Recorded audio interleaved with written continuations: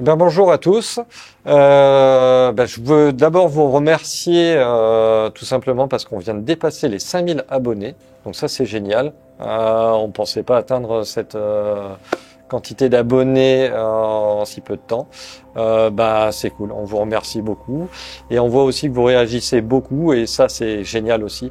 Et d'ailleurs, cette vidéo elle va être dédiée aux commentaires de la vidéo précédente qu'on avait fait sur le démarrage d'un bac en low-tech. Vous avez été pas mal à réagir et à poser des questions. Donc je vais m'atteler à ça. Beaucoup de personnes ont réagi au sujet du low-tech. Alors moi j'aimerais bien un petit peu vous apporter ma définition, parce qu'il n'y a pas vraiment de définition du low-tech, ma vision du low-tech. En fait, il n'y a pas vraiment de définition. Le low-tech, c'est utiliser un minimum de matériel dans un aquarium. Nous, donc dans l'aquarium qu'on a démarré, qui est ici, on a choisi de mettre un éclairage et une filtration. Alors, la filtration fait débat. Certes, c'est un gros filtre. Moi, c'est un peu ma signature en aquariophilie. J'aime bien les gros filtres. Je suis un aquaculteur de formation et on nous apprend à filtrer à bloc les aquariums. Alors, vous avez dû le voir dans la précédente vidéo, le filtre est bridé. Bridé au point que le débit correspond au débit d'un petit filtre exhausteur en fait. Par contre, il y a énormément de masse de filtration. L'avantage, c'est que j'ai pas besoin de nettoyer le filtre tous les mois. Et un énorme support bactérien pour apporter une qualité optimale de l'eau. Effectivement, j'aurais pu aussi mettre un filtre type éponge ou exhausteur, mais honnêtement, on essaie de faire un joli aquarium. Donc, j'ai préféré faire une filtration externe. Et donc, j'ai pris le filtre qu'on a choisi, le EN250. Donc après, la définition du low-tech. Qu'est-ce que le low-tech ? Il n'y a rien de précis sur le net. Absolument rien de précis. A priori, c'est une filtration et un éclairage. Rien de plus et de moins, oui, on peut. Alors, l'éclairage. On a pris un éclairage basique. C'est du 10 watts pour 45 litres, mais en 6000K. Rien de technique, c'est pas avec des LED de toutes les couleurs. On joue pas sur le RGB, c'est vraiment du tout basique, éclairé 8 heures par jour. Point barre. Donc la filtration basique, un petit peu d'engrais pour le démarrage et après ça s'arrête là. Alors après, pour revenir au low-tech, il y a aussi d'autres techniques. On appelle par exemple le no-tech. No-tech, ça veut dire rien du tout. C'est-à-dire pas d'éclairage, pas de filtration, rien, absolument rien. Ça peut correspondre par exemple à ce qu'on a dehors dans nos petits pots des poubellariums, tout simplement.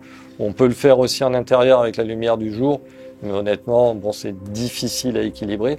C'est pour ça qu'on fait aussi des aquariums qu'on appelle naturels, c'est-à-dire des aquariums avec juste un éclairage et rien d'autre. Et en fait, ce sont les pierres, les éléments de décor qui vont faire office de masse de filtration dans l'aquarium. Les plantes qui vont elles aussi, évidemment, pomper les nutriments qui sont dans l'eau, etc. Et ensuite, on va faire arriver le low-tech qui peut être avec ou sans filtration. Ça dépend des définitions de chacun et des envies de chacun. On peut faire aussi juste un brassage d'eau, tout simplement. Un petit exhausteur sans mousse, sans rien du tout. Ça peut marcher aussi. Voilà. Je vois que vous avez vraiment commenté. Vous avez aussi un petit peu votre définition des choses, votre vision des choses. Ça, c'est très subjectif, c'est personnel finalement. Il n'y a pas de... Voilà. L'autre bac à côté, un éclairage un petit peu plus technique. La filtration va être un petit peu, ça sera toujours un volume de 250, mais un petit peu plus performant. Il va y avoir un ajout de CO2, on va calculer le niveau de CO2 en fonction du pH, etc. Voilà. Donc là, on sera dans un aquarium un peu plus technique, pas ultra technique, mais déjà avec une technique un petit peu plus avancée, qui va contraster, je vais y arriver, avec le bac d'à côté qui est, alors on va le mettre entre guillemets, en low-tech. Voilà. Alors après, pour faire suite aux commentaires, j'ai eu 2-3 petites questions intéressantes, je pense. La première, je ne sais plus qui me l'a posée, et on m'a demandé pourquoi du sable blanc dans ce bac-là et pas du sol technique. Tout simplement parce que c'est le bac qu'on va consacrer aux Davidi, aux crevettes Davidi. Elles ne vivent pas sur un sol technique, il leur faut du KH. Donc, on a préféré les mettre sur un sable blanc. Alors effectivement, ça va peut-être un peu contraster avec le bac d'à côté, mais vous allez comprendre pourquoi les décors se rejoignent par la suite. J'ai une question même plusieurs questions de Gaspard Chénu. Il me demande quelle est la différence déjà entre les Davidi et les Palmata. Alors, en fait, ce sont deux crevettes un petit peu différentes. On a des points de différenciation au niveau du rostre, sur les dentelures du rostre, sur la forme du corps. Mais il faut savoir qu'aujourd'hui, on les considère, les Palmata, on considère presque ça comme des Davidi, en sachant qu'en plus, elles peuvent s'hybrider avec les Davidi.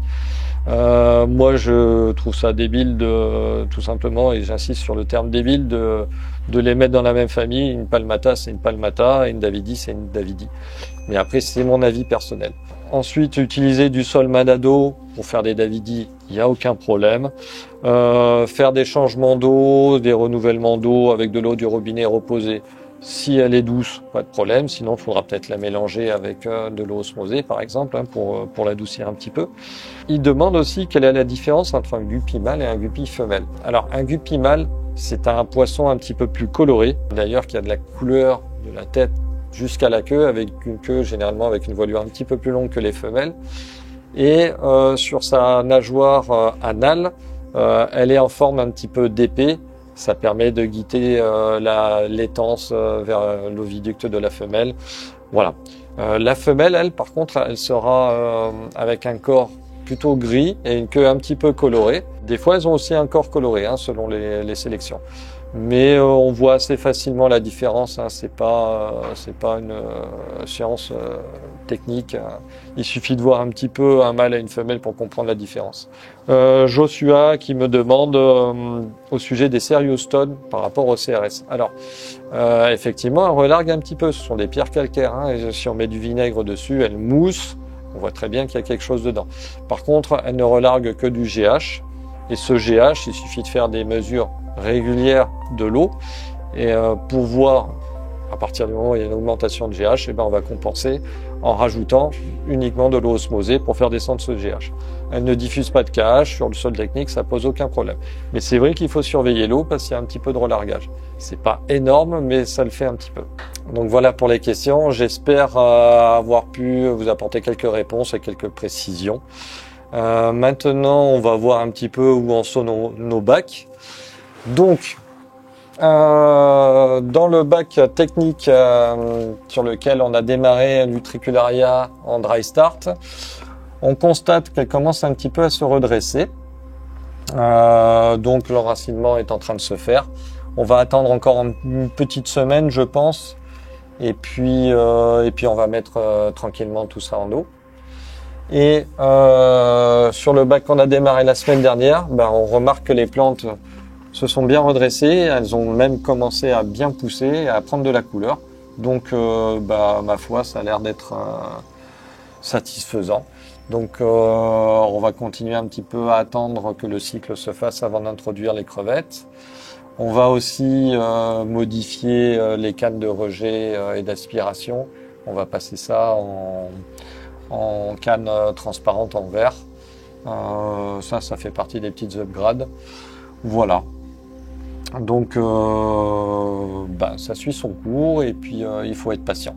Ça, c'est la clé de l'aquariophilie. Eh bien, c'est tout pour cette fois-ci. Par contre, je vais me répéter, mais je vous remercie beaucoup pour ces 5000 abonnements, pour la confiance que vous nous faites. Continuez comme ça. Réagissez, il n'y a pas de problème. Nous, on est là aussi pour répondre à vos questions. Par contre, ça me fait penser à une chose. On n'a pas encore réfléchi à la population de crevettes qu'on va mettre dans les deux bacs. Donc, crevettes Davidi d'un côté et crevettes Cantonensis de l'autre. Donc, mettez-nous en commentaire ce que vous voudriez voir dans nos bacs. Alors, ce sont des petits volumes, c'est 45 litres, donc on ne peut pas faire non plus de surpopulation, de gros mélanges de crevettes. Mais dites-nous ce que vous voulez voir et puis on va voir ce qu'on peut faire. On vous donne rendez-vous, comme d'habitude, le mercredi et le dimanche soir à 18 h. N'oubliez pas de suivre nos deux Lascar. Ils ont souvent un petit code promo qui peut passer par-ci, par-là. Et puis leurs petites aventures folles. Voilà. Allez, à bientôt. Au revoir.